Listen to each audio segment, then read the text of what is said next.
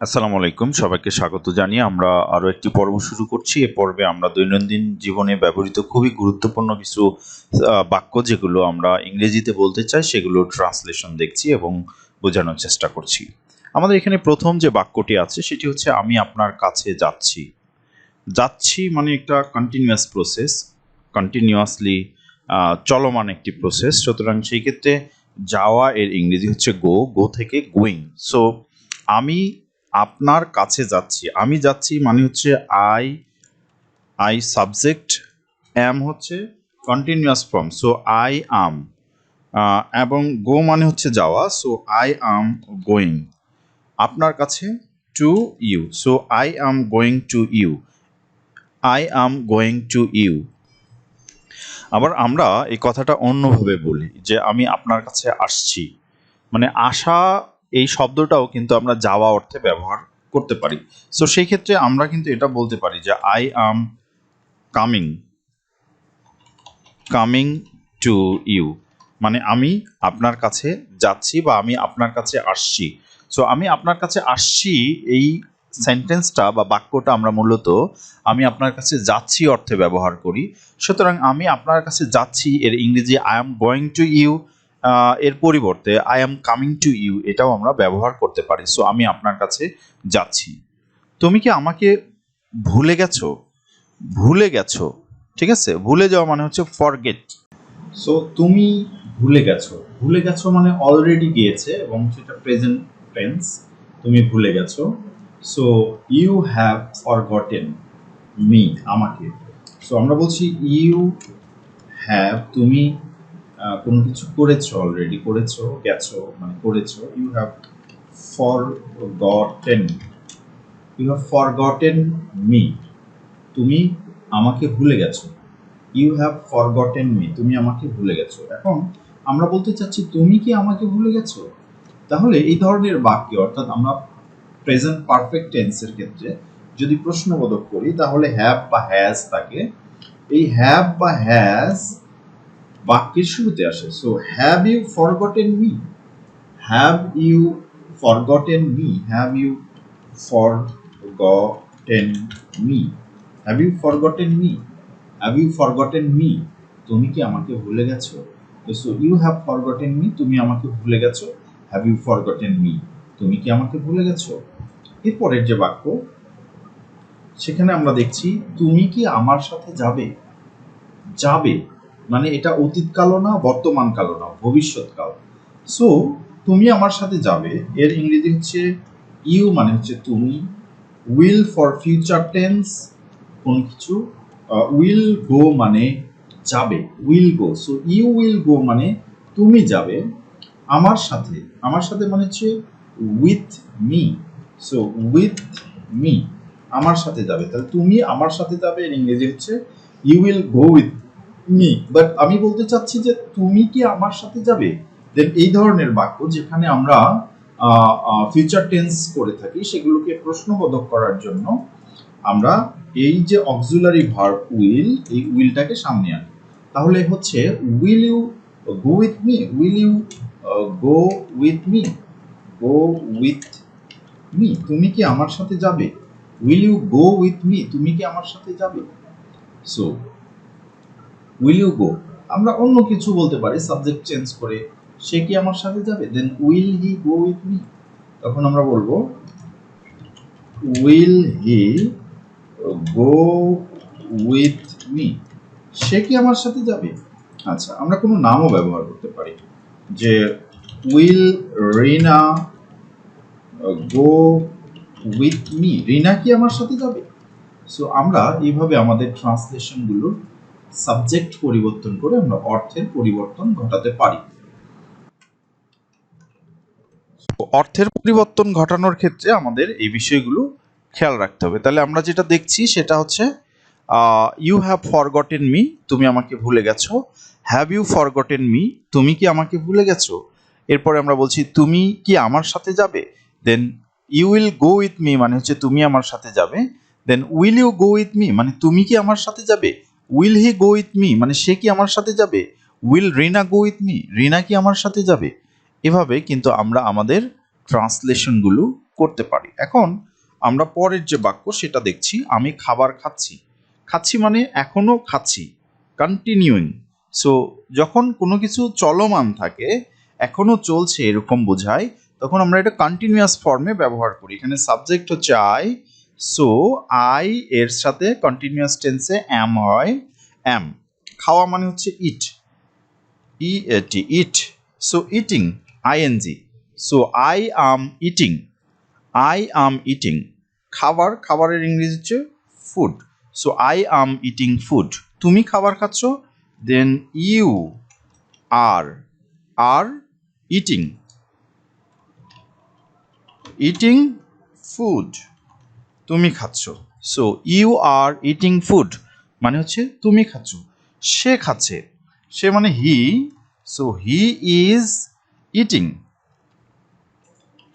Eating food. সে খাচ্ছে। এখন আমরা যদি বলি তারা খাচ্ছে, দেন দে, দে আর হয়, দের সাথে আর বসে। So they are eating food, তারা খাবার খাচ্ছে। সো এই গেল আমাদের বিভিন্ন ধরনের সাবজেক্ট দিয়ে প্রশ্নে মানে বাক্য তৈরির কৌশল। সো আমরা যদি বলি রহিম খাচ্ছে, দেন আমরা বলবো Rahim, Rahim third person singular নাম্বারে ইজ বসে, is eating, eating food. So Rahim খাবার খাচ্ছে, আমরা এটা বলতে পারি। সো আমরা এটাকে আবার প্রশ্নবোধক করতে পারি। আমরা ইজ, অ্যাম, আর এগুলোকে সামনে নিয়ে যাচ্ছি। তো আমি যদি বলি যে আমি কি খাবার খাচ্ছি, তাহলে বলবো অ্যাম আই ইটিং ফুড। তাহলে এই যে সেন্টেন্স, এই সেন্টেন্সকে আমরা জাস্ট অক্সিলারি ভার্বটাকে সামনে নিয়ে যাব। So am I eating food, আমরা কি খাবার, আমি কি খাবার খাচ্ছি, তুমি কি খাবার খাচ্ছ, দেন আর ইউ ইটিং ফুড, তুমি কি খাবার খাচ্ছ। এখন আমরা যদি বলতে চাই যে সে কি খাবার খাচ্ছে, দেন হি ইজ, তাহলে আমরা বলবো ইজ হি ইটিং ফুড, সে কি খাবার খাচ্ছে। তারা কি খাবার খাচ্ছে, তাহলে আর দে, দে মানে তারা। সো আর দে, তারা কি ইটিং ফুড। সো তারা কি খাবার খাচ্ছে। আমরা এইভাবে আমাদের ট্রান্সলেশনগুলো করব। রহিম কি খাবার খাচ্ছে, তাহলে আমরা বলবো ইজ রহিম ইটিং ফুড, রহিম কি খাবার খাচ্ছে। এভাবে আমরা আমাদের ট্রান্সলেশনগুলো করতে পারি। সো আমাদের পরের যে বাক্য, আপনি কি সাহায্য চাচ্ছেন, আপনি সাহায্য চাচ্ছেন, চাওয়া। So want. So you want help, you মানে তুমি, ওয়ান্ট মানে হেল্প, ওয়ান্ট মানে চাওয়া। সো তুমি চাচ্ছ হেল্প, হেল্প মানে সাহায্য, তুমি সাহায্য চাচ্ছ। সো বা আপনি সাহায্য চাচ্ছেন, তুমি কি সাহায্য চাচ্ছ বা আপনি কি সাহায্য চাচ্ছেন, দেন ডু এখানে বসবে, কারণ এখানে কোনো অক্সিলারি ভার্ব নেই। Main verb one, action verb. Action verb হলে শুরুতে ডু বা ডিড বসে, বর্তমানকালে অতীতকালে ডিড বসে। আর আমরা পরে এগুলো নিয়ে আলোচনা করব। সো ডু ইউ, তুমি কি, ওয়ান্ট চাচ্ছ, হেল্প। সো তুমি কি সাহায্য চাচ্ছ, ডু ইউ ওয়ান্ট হেল্প। দেন আমরা ডু ইউ ওয়ান্ট হেল্পের পরিবর্তে তুমি বা আপনি এর পরিবর্তে সে বলতে চাই। সো সেই ক্ষেত্রে ডাজ ব্যবহার করব। সো সে কি সাহায্য চাচ্ছে, তাহলে আমরা বলবো ডাজ, কারণ সে third person. Does he, so he হলে বা শি হলে আমরা ডাজ ব্যবহার করব। So does he or does she want help, সে কি সাহায্য চায়, সে কি সাহায্য চায়। সো আমরা পরের যে বাক্য দেখছি সেখানে বলছি তুমি কি করতে পারো। সো তুমি করতে পারো, you can do, you can do, তুমি করতে পারো। তুমি কি করতে পারো, হোয়াট মানে হচ্ছে কি। সো অক্সিলারি ভার্ব যদি ক্যান থাকে তাহলে ক্যান সামনে আসে। অক্সিলারি ভার্ব অর্থাৎ আমাদের মডাল অক্সিলারিগুলো প্রশ্নবোধক বাক্যের ক্ষেত্রে শুরুতে আসে WH ওয়ার্ডের পরে। So what can you do, তুমি কি করতে পারো। এরকম করে সে কি করতে পারে, হোয়াট ক্যান হি ডু, সে কি করতে পারে। রিতা কি করতে পারে, then what can Rita do. তাহলে তুমি কি করতে পারো এর ইংরেজি হচ্ছে what can you do, what can you do, তুমি কি করতে পারো। So what can you do এর জায়গায় আমরা যদি হি বসাই তাহলে সেক্ষেত্রে হবে সে কি করতে পারে, সি বসাইলে সে স্ত্রী বা মহিলা কি করতে পারে, রিতা বসাইলে তাহলে রিতা কি করতে পারে, এরকম হবে। So what can you do, তুমি কি করতে পারো, হোয়াট ক্যান হি ডু, সে কি করতে পারে, what can Rita do, Rita কি করতে পারে, এরকম আমরা বলতে পারি। সো আমাদের পরের যে বাক্য সেটা আমরা খেয়াল করি, আমি আপনার সাথে কথা বলতে চাই, আমি আপনার সাথে কথা বলতে চাই, আমি চাই, এটা হচ্ছে মূল বাক্য, কি করতে, কথা বলতে, কার সাথে, আপনার সাথে।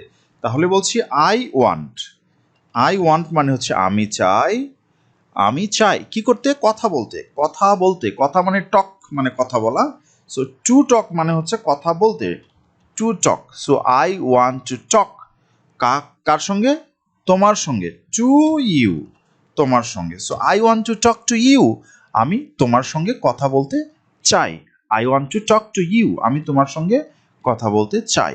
সো সে তোমার সঙ্গে কথা বলতে চায়, দেন হি অথবা আমরা শি ব্যবহার করব, she, he or she want, want মানে চাওয়া, but third person singular number হওয়ার কারণে এস হবে। সো হি ওয়ান্টস টু টক মানে কথা বলা, টু ইউ সে তোমার সাথে কথা বলতে চায়। সো আমরা সে এর পরিবর্তে যে কোনো নাম ব্যবহার করতে পারি, Rahim. So Rahim wants to talk to you, Rahim তোমার সাথে কথা বলতে চায়। আমি আজকে কাজে যাব না, আমি যাব না, আই ডোন্ট গো, আমি যাই না, অর্থাৎ আমি যাব না, আমি ফিউচার টেন্সের কথা বলছি। So I will not go, আমি যাব না, I will not. So will নটের পরিবর্তে চাইলে আমরা অন্ট ব্যবহার করতে পারি, WONT, অন্ট।